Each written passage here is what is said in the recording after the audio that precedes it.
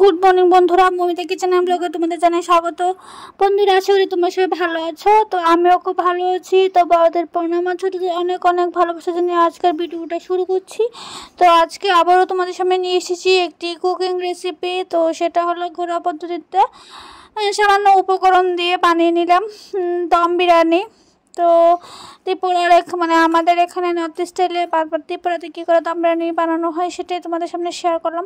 তো আমি দোকানে আমি কোনোদিন বানাতে দেখিনি, কিন্তু যখন আমি খেয়েছি তখন আমি বুঝেছি যে এটার মধ্যে এই দিয়েছিল। বা কয়েকটা রেস্টুরেন্টে যখন গিয়েছিলাম তো তখন ওদেরকে জিজ্ঞাসা করেছিলাম, ওরা বলেছিল।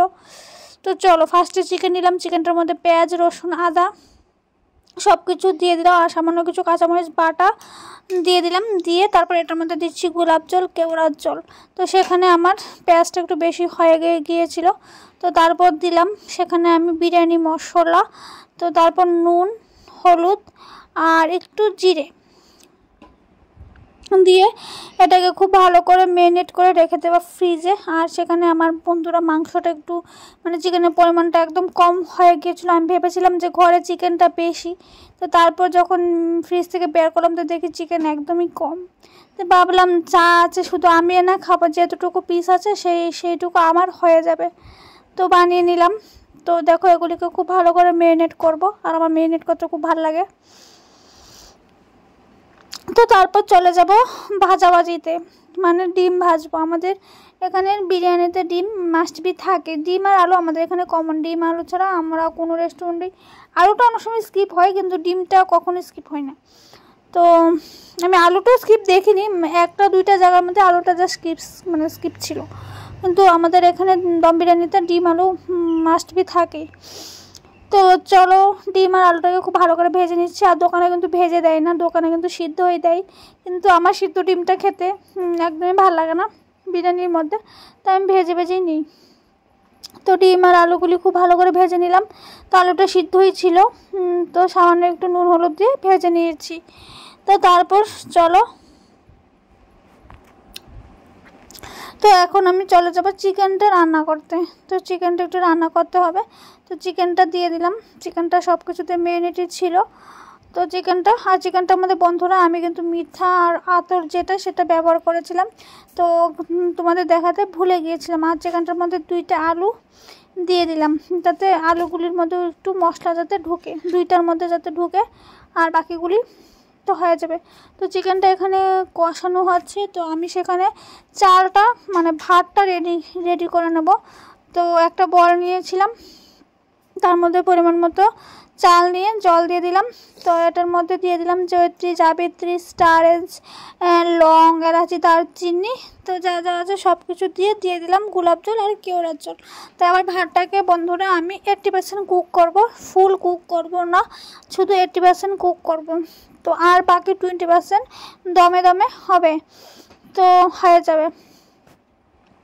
তো এগুলিকে খুব ভালো করে কুক করে নিচ্ছি।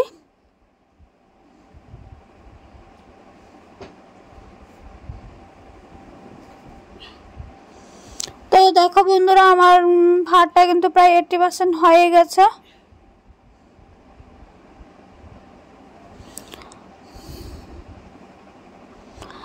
তো এখন আমি চলে যাবো আবার চিকেনের কাছে। তো এখন আবার চিকেনটাকে আবার এই সাইডে নিয়ে এলাম। তো দেখো আমার চিকেনের পরিমাণ কতটা কম। তো এখন আমি ভাতটাকে এগুলির মধ্যে দিয়ে দেবো। ভাতটাকে এভাবে ছড়িয়ে দিয়ে দেবো। বন্ধুরা, আমার চ্যানেলে তোমরা যদি নতুন সদস্য হয়ে থাকো অবশ্যই কিন্তু আমার চ্যানেলটাকে কিন্তু সাবস্ক্রাইব করে দিও। সাবস্ক্রাইব করে কিন্তু বন্ধুরা অবশ্যই কিন্তু বেল আইকনে কিন্তু প্রেস করে দিও, তাহলে কী হবে বন্ধুরা, আমি ভিডিও দেওয়ার সাথে সাথে তোমাদের কাছে কিন্তু নোটিফিকেশান চলে যাবে। আর দেখো তারপর আমি সেখানে দিয়ে দিলাম ভেজে রাখা আলু, আর দিয়ে দিলাম ভেজে রাখা ডিম, আর এগুলি সাথে দিয়ে দিলাম বেরাস্তা। আমি একটা পেঁয়াজ কেটে সেটাকে বেরাস্তা করে রেখেছিলাম, সেটাকে দিয়ে দিলাম। আর সব ভাতগুলি আবার একটু উপর দিয়ে দিলাম। তারপর আবারও কিছু বেরাস্তা দিয়ে দিলাম। তারপর সেখানে আমি একটু গোলাপ জল আর কেওড়ার জল দিয়ে তারপর আমি দিয়ে দেব বিরিয়ানি মশলা। বিরিয়ানি মশলা কিন্তু মাস্ট বি লাগবে, বিরিয়ানি মশলা ছাড়া সেটা কিন্তু হবে না। তো সেখানে আমি দিয়ে দিলাম বিরিয়ানি মশলা, দিয়ে তারপর গ্যাসের ফ্লেমটা একদম লো করে ঢাকা দিয়ে দেব। তো ঢাকা দেওয়ার পর আমি সেখানে আধ ঘন্টা পর ফিরে আসব। তো আধ ঘন্টার মধ্যে আমারটা রেডি হয়ে গেছে। তো দেখো এখন আমি এটাকে মিক্সড করে দেখাই। আর বন্ধুরা, আমার ভিডিওটা যদি তোমাদের ভালো লাগে তো অবশ্যই কিন্তু একটা লাইক করে দিও। তোমাদের একটি লাইক কিন্তু আমার কাছে কিন্তু আশীর্বাদ সম্পূর্ণ। বন্ধুরা, তোমাদের একটি লাইকে কিন্তু আমি কিন্তু পরবর্তী ভিডিও বানানোর জন্য অনেকটা উৎসাহ পাই। তো দেখো বিরিয়ানিটা কত কিন্তু ঝরঝরে হয়েছে, আর বিরিয়ানিটা খেতে কিন্তু বন্ধুরা অবশ্যই টেস্টি হয়েছিল। আমি একদম ঘরে থাকা সামান্য উপকরণ দিয়ে বানিয়েছি। বন্ধুরা, আমার মতো একবার বাড়িতে বানিয়ে ট্রাই করবে। বিরিয়ানিটা কিন্তু খুব দুর্দান্ত হয়েছিল। তো চলো বন্ধুরা, ভিডিওটা আমি এখানে শেষ করে দেব। তো তোমাদের সামনে আবারও দেখা হবে নতুন একটা ভিডিওর মাধ্যমে। তো আজকের ভিডিওটা আমি এখানেই শেষ করে দিচ্ছি। তো সবাই ভালো থেকো বন্ধুরা। তো আবারও তোমাদের সাথে নতুন একটা ভিডিও নিয়ে ফিরে আসবো। সেটা হতে পারে কুকিং ভিডিও, হতে পারে কোনো রেসিপি ভিডিও। তো সবাই ভালো থেকো, সুস্থ থেকো। আজকের মতো টাটা। আর ভালো লাগলে অবশ্যই কিন্তু আমার চ্যানেলটা কিন্তু সাবস্ক্রাইব করে দিও।